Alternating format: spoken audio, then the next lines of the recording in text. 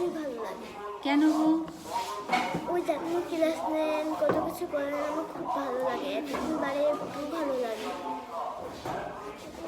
Madam, আমার খুব খারাপ লাগতো।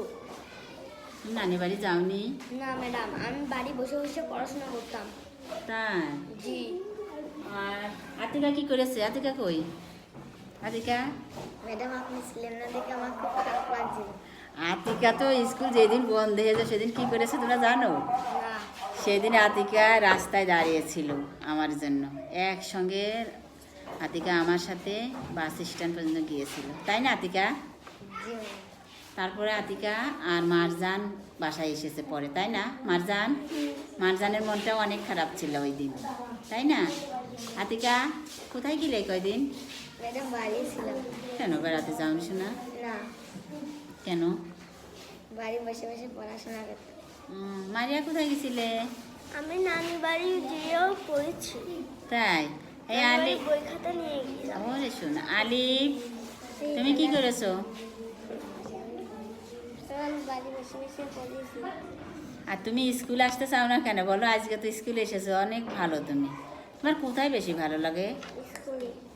তাই মনে থাকবে তো? মমতা, কি খবর তোমার? ভালো। ভালো। তুমি খেয়ে এসেছো? জি। তাই? আর ইমান আলী, জি ম্যাম। আজকে কেমন লাগবে তোমার?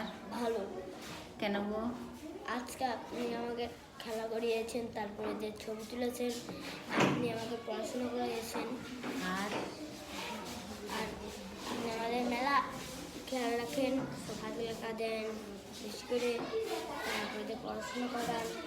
অসংখ্য ধন্যবাদ ইমান আলীকে। ইমান আলী কি বলেছে তোমরা কি শুনতে পেরেছো মারিয়া? জি। তোমার কেন স্কুলে ভালো লাগে তুমি কি বলতে পারবে?